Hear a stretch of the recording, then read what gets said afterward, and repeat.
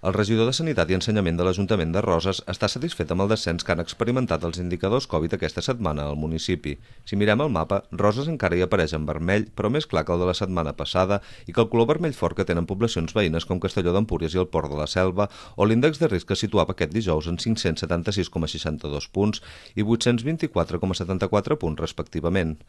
A Roses aquests indicadors han experimentat un lleu descens que també s'ha traduït en un descens del total de casos positius registrats els darrers 7 dies i de grups classe confinats. La taxa de reproducció del virus se situa per sota de l'1, que és quan l'epidèmia no creix, i en concret aquest dimarts va arribar als 0,76 punts, mentre que avui dijous estava als 0,96 punts.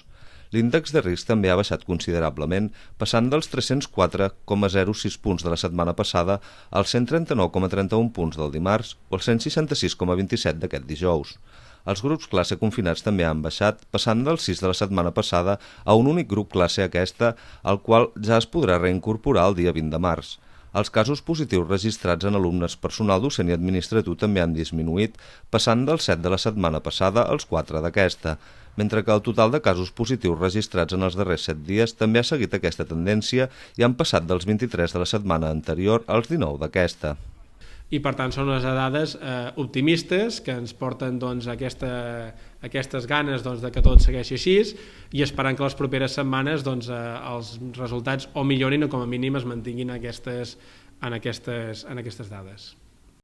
Tot i aquesta baixada dels indicadors Covid, el regidor de Sanitat demana a la ciutadania que no baixi la guàrdia i que no ens relaxem en el compliment de les mesures de seguretat com l'ús de la mascareta, el rentat freqüent de mans i la distància de seguretat, tot limitant encara les trobades socials.